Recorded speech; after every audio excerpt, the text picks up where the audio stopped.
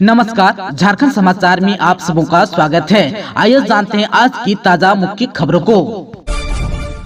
Jharkhand high court में typist के 249 पद पर निकली है भर्ती, योग्यता और एज है लिमिट।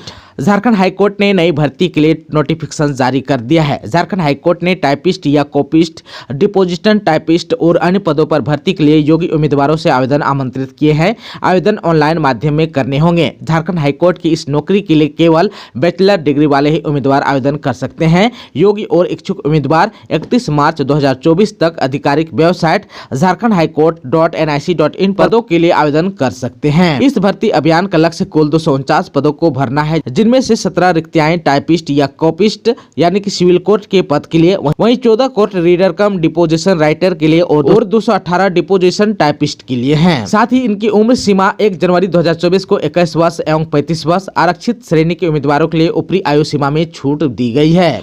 टाइपिस्ट या कॉपिस्ट यानी कि सिविल कोर्ट भर्ती के लिए उम्मीदवार का मान्यता प्राप्त विश्वविद्यालय से किसी भी विषय में स्नातक होना चाहिए। साथ ही अंग्रेजी में 40 शब्द प्रति मिनट और हिंदी में 30 शब्द प्रति मिनट की टाइपिंग स्पीड की जरूरत होगी। झारखंड में 3 दिन होगी बारिश, अलर्ट जारी। मार्च के पहले हफ्ते में कैसा रहेगा मौसम, आइए जान लेते हैं। झारखंड में मौसम में बदलाव का सिलसिला मार्च में भी जारी रहने का अनुमान है। मार्च के पहले सप्ताह में बादल छाए रहेंगे। 3 दिनों तक राजधानी समेत प्रदेश के विभिन्न हिस्सों में बारिश होने का अनुमान है। मौसम विभाग के अनुसार 29 फरवरी को ही देश के पश्चिमी उत्तर भाग में आए पश्चिमी विक्षोभ का असर 2 मार्च से 5 मार्च तक रह सकता है। आप सबको बता दूं 3 से 5 मार्च तक राज्य में हल्के से मध्यम स्तर की बारिश होगी। वहीं 3 मार्च को तेज हवा के साथ बारिश होने का येलो अलर्ट जारी किया गया है। 5 के बाद मौसम साफ होगा, लेकिन उसके बाद फिर मौसम में बदलाव होने का अनुमान है। वहीं मौसम विज्ञान केंद्र के अभिषेक आनंद ने कहा है कि मार्च के पहले पखवाड़े के दौरान मौसम में बदलाव का क्रम जारी रहेगा। राजधानी समेत राज्य के विभिन्न हिस्सों में मौसम में बदलाव के कारण न्यूनतम और अधिकतम तापमान में 5 डिग्री तक उतार चढ़ाव होने का अनुमान है। अब देवघर से बासुकीनाथ तक शुरू होगी हवाई सेवा, सांसद निशिकांत दुबे ने किया ऐलान। प्रधानमंत्री नरेंद्र मोदी द्वारा वीडियो कॉन्फ्रेंसिंग के जरिए मोहनपुर हसदिया रेल लाइन का उद्घाटन के साथ देवघर डिब्रूगढ़ ट्रेन के शुभारंभ के अवसर पर आसपास के कई गांव सहित लोग पूरे उत्साह के साथ मोहनपुर जंक्शन पहुंचे थे। समारोह में सांसद डॉक्टर निशिकांत दुबे ने कहा कि देवघर से बासुकीनाथ तक श्रद्धालुओं के लिए हेलीकॉप्टर सेवा शुरू होगी। देश के अन्य शहरों से आने वाले श्रद्धालु बाबा बैद्यनाथ मंदिर में पूजा अर्चना तो कर लेते हैं, लेकिन ट्रैफिक की समस्या और समय के अभाव में बासुकीनाथ का दर्शन नहीं कर पाते हैं। मैं देवघर एयरपोर्ट से बासुकीनाथ तक हेलीकॉप्टर सेवा की शुरुआत के लिए काफी प्रयासरत था। नागर विमानन विभाग से हेलीकॉप्टर सेवा के लिए टेंडर निकाल दिया गया है। 20 मार्च तक टेंडर प्रक्रिया पूरी हो जाएगी। श्रावणी मेले से पहले हेलीकॉप्टर सेवा शुरू करने की योजना है। बासुकीनाथ में हेलीपैड बनाया जाएगा और देवघर से हेलीकॉप्टर से श्रद्धालु बासुकीनाथ जाएंगे और पूजा अर्चना का समय पर वापस लौट जाएंगे। आप सबको बता दो कि इस दौरान पौधारोपण भी किया गया। देवघर में आज इलेक्ट्रिक वाहन कंपनी के असेंबलिंग यूनिट का सांसद निशिकांत करेंगे उद्घाटन। आज 2 मार्च को डाबर ग्राम इंडस्ट्रियल एरिया में ई बाइक, ई स्कूटर और ऑटो बनाने वाले जय ब्रांड के असेंबलिंग यूनिट का उद्घाटन मुख्य अतिथि गोड्डा के सांसद डॉक्टर निशिकांत दुबे करेंगे। यहां world wide innovation and mobility limited company द्वारा जय ब्रांड की इलेक्ट्रिक बाइक, स्कूटी और ऑटो तैयार किए जाएंगे। दोपहर 12:30 बजे सांसद डॉक्टर दुबे इसका उद्घाटन करेंगे। World wide innovation and mobility एक इलेक्ट्रिक वाहन बनाने वाली बड़ी कंपनी है। पर्यावरण के अनुकूल गुजरात की यह कंपनी भारत, नेपाल, युगांडा सहित कई देशों में इलेक्ट्रिक वाहन बनाती है। सीएम चंपई सोरेन बोले, बनाएंगे नया झारखंड, सिंदरी खाद कारखाने से आएगी समृद्धि, पीएम नरेंद्र मोदी से जताई उम्मीद। धनबाद में पीएम नरेंद्र मोदी ने राज्यपाल सीपी राधाकृष्णन एवं सीएम चंपई सोरेन की उपस्थिति में हर्ले यानी कि हिंदुस्तान उर्वरक और रसायन लिमिटेड कारखाना राष्ट्र को समर्पित किया। इस दौरान करीब 36,000 करोड़ की विकास योजनाओं का उन्होंने उद्घाटन और शिलान्यास भी किया। झारखंड के सीएम चंपई सोरेन ने लोगों को संबोधित करते हुए कहा कि सिंदरी खाद कारखाना के फिर से चालू होने से क्षेत्र में बड़ा बदलाव आएगा, रोजगार के अवसर भी बढ़ेंगे। उन्होंने कहा कि राज्य सरकार किसानों को समृद्ध और सशक्त बनाने के लिए कई कदम उठा रही है। आदिवासियों, मूलवासियों, किसानों और मजदूरों को उनके पैरों पर खड़ा करने में जुटी है। नया झारखंड बनाने की दिशा में सरकार आगे बढ़ रही है। उन्होंने आशा जताई कि राज्य को संवारने में प्रधानमंत्री का पूरा सहयोग मिलेगा। धनबाद में भाजपा की विजय संकल्प महारैली, पीएम मोदी की एक झलक पाने को उमड़ी भीड़। प्रधानमंत्री नरेंद्र मोदी शुक्रवार को यानी कि 1 मार्च 2024 को धनबाद जिले के सिंदरी में बने हर्ल उर्वरक संयंत्र को राष्ट्र को समर्पित किया। इसके बाद उन्होंने बरवा अड्डा में भारतीय जनता पार्टी यानी कि भाजपा की विजय संकल्प महारैली को संबोधित किया। यहाँ पीएम मोदी की एक झलक पाने के लिए लोग बेताब दिखे। भारी संख्या में महिलाएं भी पीएम मोदी की रैली में शामिल हुई। प्रधानमंत्री का हेलीकॉप्टर जब उड़ा तो वहां मौजूद लोगों में मोबाइल से फोटो लेने की होड़ लग गई। लोगों ने हाथ हिलाकर पीएम मोदी का अभिवादन किया। झारखंड में 2 कुंटल 800 ग्राम गांजे के साथ एक तस्कर हुआ गिरफ्तार। फरार तस्कर के लिए पुलिस कर रही है छापेमारी।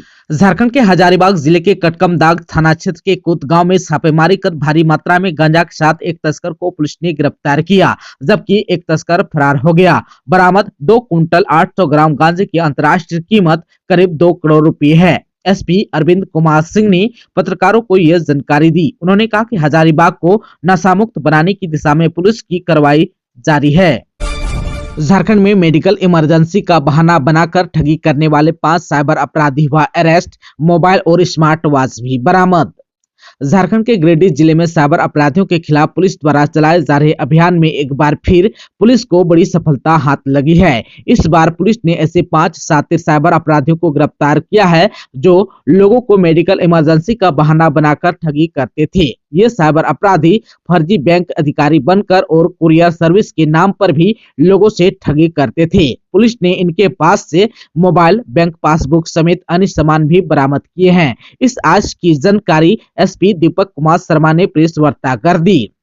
गिरिडीह के एसपी दीपक कुमार शर्मा ने पत्रकारों को बताया कि गिरफ्तार साइबर अपराधियों में तीसरी थाना क्षेत्र के किशुटाण का निरंजन प्रसाद यादव, भंडारी निवासी मंटू कुमार, सचिन कुमार यादव, देवरी थाना क्षेत्र के सालखो निवासी चंद्रदेव कुमार राय और बिरनी थाना क्षेत्र के पराटाण का अजित यादव शामिल है।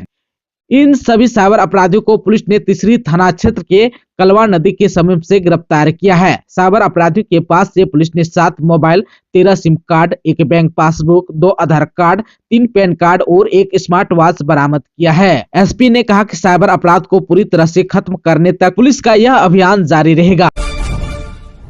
झारखंड में बेटी की शादी से पहले पिता से दिन दहाड़े 1.5 लाख रुपए की छिनतई। सीसीटीवी फुटेज खंगाल रही है पलामू की पुलिस। झारखंड के पलामू के मेदिनीनगर सदर थाना क्षेत्र में 2 अज्ञात अपराधियों ने मिथिलेश सिंह नामक व्यक्ति से दिन दहाड़े 1.5 लाख रुपए छीन लिए। बेटी की शादी में खरीदारी को लेकर उन्होंने पैसे निकाले थे। पैसे निकालकर वे घर जा रहे थे। इसी दौरान छिनतई हो गई। घटना को अंजाम देकर भागने में सफल दोनों अपराधियों की तस्वीर सीसीटीवी में कैद हो गई है। पुलिस वीडियो और फोटो निकालकर उनकी पहचान और गिरफ्तारी में जुटी हुई है। घटना जय भवानी संघ के पास भीड़ भाड़ वाले इलाके की है। सदर थाना प्रभारी ने कहा कि अपराधी जल्द ही पकड़े जाएंगे। इधर जो है भुक्तभोगी मिथिलेश सिंह अपनी बेटी की शादी के लिए सामान खरीदने को लेकर पंजाब नेशनल बैंक से पैसे निकाले थे। वे पैसे निकालकर घर ही जा रहे थे। इसी पैसे से बेटी की शादी का सामान खरीदना था। अचानक हुई छिनतई की घटना से वे और उनका पूरा परिवार सदमे में है। बिजली विभाग के 80 अनुबंध कर्मियों को किया गया नियमित। झारखंड के बिजली विभाग के कर्मचारियों के लिए बड़ी खुशखबरी है, खासकर अनुबंध कर्मियों के लिए। झारखंड ऊर्जा विकास निगम में 80 अनुबंध कर्मियों को नियमित कर दिया गया है। इससे संबंधित आदेश जारी कर कर्मियों को 15 मार्च तक अपने दस्तावेजों के साथ GMHR के पास उपस्थित होने का निर्देश दिया गया है।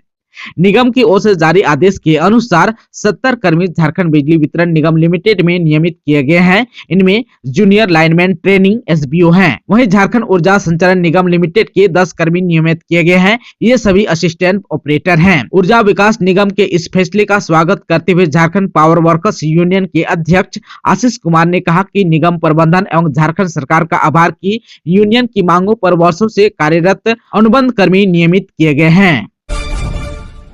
International uranium film festival Jharkhand के सतीश मुंडा की जादू घोड़ा ने जीता बेस्ट शॉर्ट फिक्शन फिल्म का अवार्ड।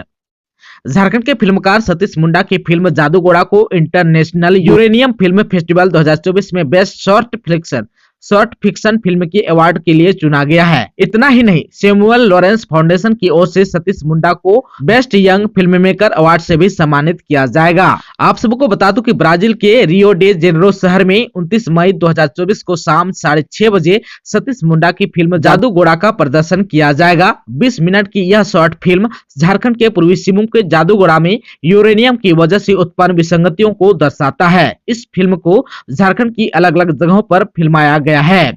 सतीश मुंडा की इस फिल्म की कहानी अश्वनी कुमार पंकज ने लिखी है। स्क्रीन प्ले और डायलॉग रूपेश कुमार साहू और सतीश मुंडा ने लिखे हैं। बॉलीवुड के कलाकार हरीश खन्ना और झारखंड की चंदा मेहरा एवं महादेव टोपो ने फिल्म में मुख्य किरदार निभाए हैं। दुमका में फौजदारी नाथ की निकलेगी भव्य बारात, नहीं होगी आतिशबाजी। महाशिवरात्रि तैयारी को लेकर बासुकीनाथ मंदिर के पंडा, पुरोहित और स्थानीय नागरिकों के साथ एसडीओ कौशल कुमार ने बैठक की। महाशिवरात्रि की तैयारी को लेकर समीक्षा की गई। एसडीओ ने सभी से महाशिवरात्रि के सफल संचालन को लेकर सहयोग एवं भागीदारी सुनिश्चित करने की अपील की। कहा, पिछले वर्ष की तरह इस बार भी बाबा फौजदारी नाथ का विवाह परंपरागत तरीके से भव्यता पूर्वक किया जाएगा। विवाह उत्सव में संपन्न होने वाले विभिन्न धार्मिक अनुष्ठानों पर विस्तार से चर्चा भी हुई। भगवान भोलेनाथ की शादी में आने वाले श्रद्धालुओं की सुविधा के लिए अनेक प्रस्ताव पर सहमति भी बनी। सुबह जल्दी ही गर्भगृह में पूजा शुरू कराया जाएगा। कतारबद्ध होकर श्रद्धालु भोलेनाथ का गर्भगृह में दर्शन पूजन करेंगे। परंपरागत तरीके से भोलेनाथ की भव्य शादी होगी। शिव विवाह उत्सव पर मंदिर में सदाव्रत वितरण किया जाएगा। शहनाई वादन होगा। पूर्व सांसद अभयकांत प्रसाद ने महाशिवरात्रि में इस बार आतिशबाजी नहीं कराए जाने की बात कही। कहा कि कई बार यहाँ पटाखे चिंगारी से दुर्घटना हो चुकी है, इसे ध्यान में रखते हुए आतिशबाजी पर रोक रहेगी। ट्रैफिक ब्लॉक के कारण आज शनिवार को 1 और रविवार को 7 ट्रेनें रहेगी रद्द। आसनसोल मंडल के अंतर्गत आसनसोल झज्जा सेक्शन में जसीडीह तुलसीटाड़ इलाहाबाद सेक्शन में अप मेन लाइन और डाउन मेन लाइन पर सीमित ऊंचाई वाले सबवे में आरसीसी बॉक्स लॉन्च करने के लिए 6 घंटे का पावर और ट्रैफिक ब्लॉक लिया जाएगा। इस कारण 2 दिन जसीडीह के रास्ते चलने वाले 7 ट्रेनों को रद्द किया जाएगा। आप सबको बता दूं कि आज शनिवार को 1 तथा रविवार को 6 ट्रेनों को रद्द के साथ साथ कई ट्रेनों के परिचालन में बदलाव करने की घोषणा भी की गई है। साहिबगंज जिले के उधवा सिरासिन मुख्य पथ पर सड़क दुर्घटना में 2 बाइक सवार युवकों की हुई मौत। सिरासिन मुख्य पथ पर राधानगर थाना क्षेत्र के दक्षिण सरफराजगंज पंचायत अंतर्गत मनिहारी टोला गांव के समीप शुक्रवार की देर रात सड़क दुर्घटना में 2 युवक की मौत हो गई। मृतकों की पहचान थाना क्षेत्र के मनिहारी टोला निवासी स्वर्गीय निरंजन मंडल के पुत्र मनीष मंडल तथा रोमेन मंडल के पुत्र मुन्ना मंडल के रूप में हुई। बताया जाता है कि दोनों युवक मनिहारी टोला भट्टा के समीप गाना सुनते सुनते अपने घर लौट रहे थे। इसी दौरान मुख्य सड़क स्थित मनिहारी टोला के समीप बाइक असंतुलित होकर गिर पड़ी, जिससे दोनों की मौके पर दर्दनाक मौत हो गई। मिली जानकारी के अनुसार मृतक मनीष मंडल के माता पिता की पूर्व में ही मौत हो चुकी है। इधर घटना की जानकारी मिलने के बाद घटना स्थल पर ग्रामीणों की भीड़ जुट गई। इसकी जानकारी राधानगर पुलिस को दी गई। घटना की जानकारी मिलते ही राधानगर थाना के एएसआई विनय कुमार पुलिस बल के साथ घटना स्थल पर पहुंचकर मामले की जानकारी ली। इसके बाद उन्होंने दोनों के शव को कब्जे में लेकर राधानगर थाना ले गया। वहीं आज शनिवार को दोनों मृतक के शव का पंचनामा कर पोस्टमार्टम किया जाएगा। अब देवघर में रात 10 बजे के बाद डीजे बजाया तो खैर नहीं, एसडीओ ने जारी किया है नोटिस। देवघर के अनुमंडल क्षेत्र अंतर्गत शादी समारोह या अन्य उत्सवों में रात 10 बजे के बाद डीजे बजाया तो त्वरित कार्रवाई होगी और सभी यंत्र जब्त कर कानूनी कार्रवाई की जाएगी। उक्त निर्देश एसडीओ सागरी बराल ने जारी की है। उन्होंने देवघर अनुमंडल के सभी थाना प्रभारियों को आदेश दिया कि पीसीआर वाहन से इसकी सतत निगरानी रखे और रात्रि 10 बजे के बाद यदि डीजे का संचालन पाया गया तो कड़ी कार्रवाई करे और अनुमंडल कार्यालय देवघर को प्रतिवेदन दे। SNMMCH धनबाद के डायलिसिस यूनिट में लगी आग, मची अफरा तफरी।